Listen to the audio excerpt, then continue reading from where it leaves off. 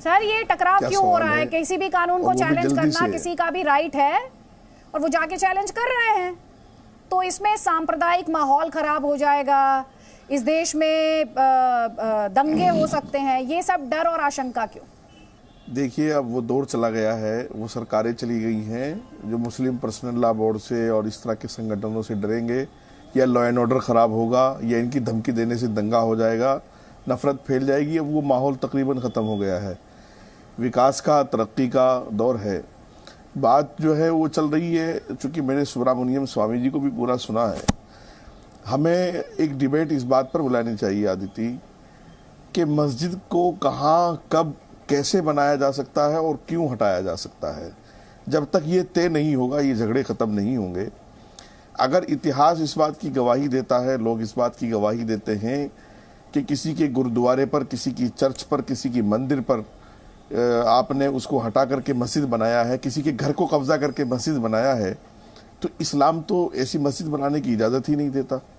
इस्लाम तो कहता है कि अगर आपको कहीं किसी के घर में नमाज भी पढ़नी है तो आप उससे इजाज़त लेके पढ़ें, अगर किसी के यहाँ मेहमान बन के भी गए हैं आप। इस्लाम तो ये कहता है कि जो है, या तो मस्जिद की जगह किसी ने वक्फ की हो या तो ख़रीदी गई हो।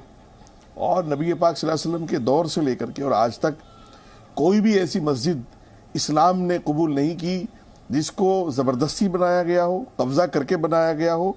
इस्लाम जो है इस बात से बिल्कुल पाक है, इस बात से बिल्कुल बरी है। चाहे वो काशी हो, चाहे वो मथुरा हो, चाहे वो अयोध्या हो, और चाहे वो 45,000 मस्जिदें हों या 45 लाख मस्जिदें हों, वो सऊदी में हो, तुर्की में हो, हिंदुस्तान में हो, पाकिस्तान में हो, अगर किसी मंदिर पर, चर्च पर, गुरुद्वारे पर या किसी की ज़मीन पर कब्जा करके मस्जिद मंदिर बनाया गया है, तो मैं समझता हूं कि ये इस्लाम के लिए तो नहीं है। हो सकता है किसी राजनीति के लिए हो। ठीक, आप राजनीति की बात यहाँ पर कर रहे हैं और लगातार चर्चा हो रही है, डिस्कशन हो रहा है, बहस हो रही है प्लेसेस ऑफ वर्शिप एक्ट 1991 पर। दोनों तरफ से दलीलें दी जा रही हैं। एआईएम के प्रमुख असदुद्दीन ओवैसी कहते हैं कि इस एक्ट को चैलेंज नहीं किया जा सकता है। सुब्रमण्यम स्वामी कहते हैं कि एक्ट की दुहाई देने वाले इस एक्ट को समझते ही नहीं है अभी तक। दोनों ही बड़े वकील हैं, सुनिए दोनों की दलीलें। हम तो सारे 40,000 मंदिरों को जो तोड़ा है उसको तो नहीं मांग रहे हैं, हम तो सिर्फ 3, क्योंकि वो कहीं और नहीं बन सकता है। राम मंदिर, क्योंकि राम वहाँ पैदा हुए तो वहीं बन सकता है, तो बाबरी मस्जिद को हटाना था। कृष्ण जन्मभूमि, वो वहीं जहाँ मस्जिद खड़ी है वहीं कृष्ण का जन्म हुआ, हमारी आस्था है। और जहाँ तक शिव भगवान ने ज्योतिर्लिंग को स्थापित किया, उसी पर इन्होंने मस्जिद बना दी। तो इन तीनों को छोड़ने के बाद आगे कोई भी नहीं मांगेगा कि मस्जिद को हटाया जाए या तोड़ा जाए।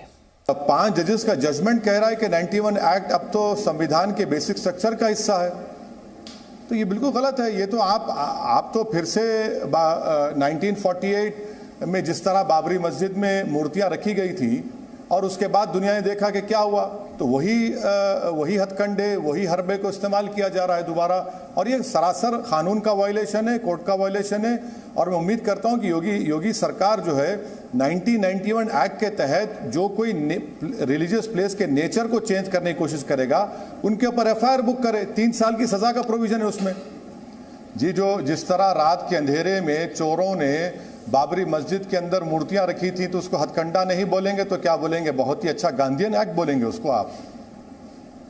तो उसके बाद क्या हुआ बताइए? दुनिया ने देख लिया क्या हुआ। आपने मस्जिद को बंद कर दिया, आपने मुझे नमाज पढ़ने से महरूम कर दिया। फिर राजीव गांधी के ज़माने में जब कंप्यूटर नहीं था तो 10 मिनट में 30-40 पेज का ऑर्डर आ गया, आपने तालों को खोल दिया और फिर 6 दिसंबर को आपने उसको शहीद कर दिया। और फिर कोर्ट का फैसला आ गया कि किसी ने मस्जिद को तोड़ा ही नहीं। भाई, मैं तो अपनी मस्जिद से महरूम हो गया ना। वही तारीख को दोहराया जा रहा है।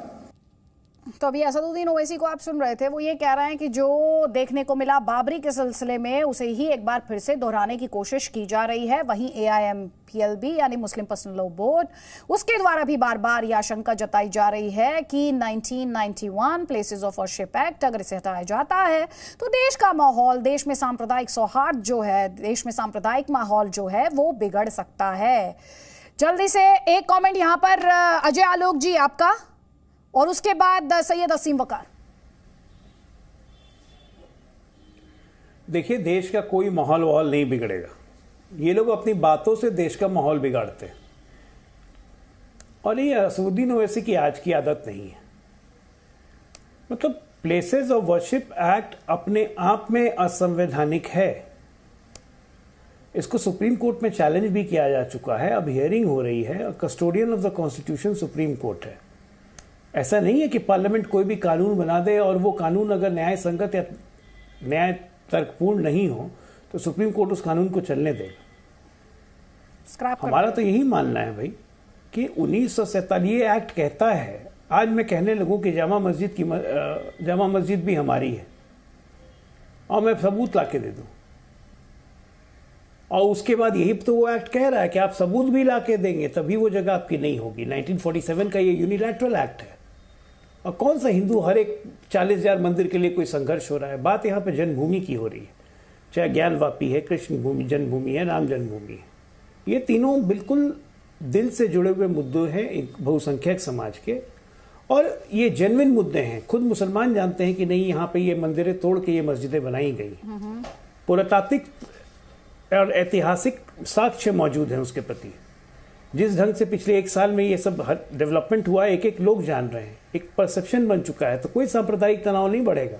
आम मुसलमान और आम हिंदुओं को इससे मतलब नहीं है कि सांप्रदायिक तनाव बनाओ, सब कोई मिल के रहना चाहते हैं।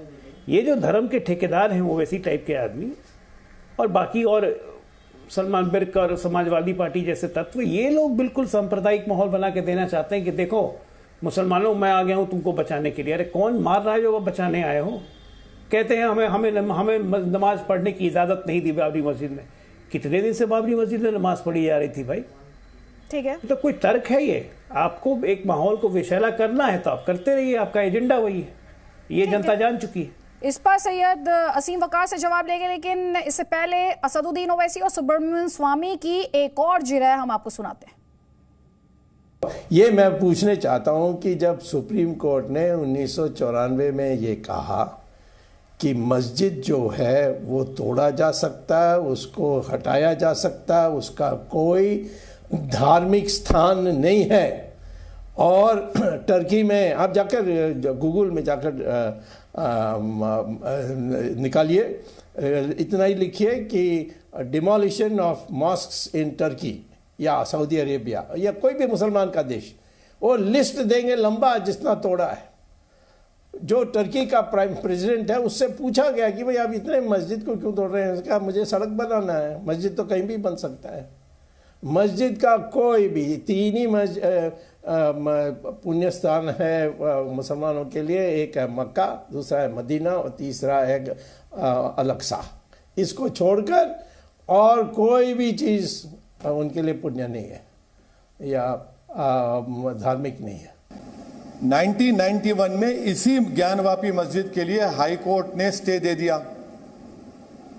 आप 2021 में जाते हैं और जाकर कहते हैं कि मस्जिद के नीचे वहां पर आप सर्वे कराइए और दूसरा इस शख्स को कमिश्नर बनाइए। अरे भाई क्या हो रहा है देश में, क्या हो रहा है बताइए आप? फिर पार्लियामेंट का एक्ट क्या, उसको क्या हम डस्टबिन में डाल दें? सुप्रीम कोर्ट के फैसले को, जो 5 जजेस का फैसला है जिसमें कहा गया कि 91 का एक्ट संविधान के बेसिक स्ट्रक्चर का हिस्सा है, नेचर ऑफ द प्रॉपर्टी को नहीं छेड़खानी की जाएगी उससे। सैयद असीम वकार, मैं आपको फ्लो दूंगी, लेकिन उससे पहले यास्मीन फारूकी मैम, यहाँ पर मैं आपको इस डिस्कशन में शामिल करना चाहती हूँ, क्योंकि आप लगातार देख रही हैं किस तरह से क्वेश्चन किया जा रहा है कि पार्लियामेंट ने कानून बनाया, उसको कैसे चैलेंज किया जा सकता है, उसकी वैलिडिटी को लेकर, उसके अनकॉन्स्टिट्यूशनल होने को लेकर उसे ये दावा करते हुए हिंदू पक्ष को आप कोर्ट में देख रही हैं। क्या ऐसा भी लग रहा है आपको इस पूरे मामले में एक तरफ ये कानूनी लड़ाई से, कानून अदालत में ये मामले हैं, इनको वहां पर छोड़ देना चाहिए, लेकिन इस पर जो सियासत है वो हावी होती जा रही है और इस मामले को और बड़ा कर रही है? बिल्कुल, मैं यही कहती हूँ कि इसको कोर्ट के ऊपर ही छोड़ देना चाहिए। हालांकि फिर वही बात आएगी, कोर्ट तो अपना डिसीजन दे चुका है, लेकिन लोगों को जब हमारा मामला आता है तो ये होता है कि कोर्ट का डिसीजन मानो, लेकिन जब सामने वालों का मामला आता है तो कोर्ट गलत हो जाता है।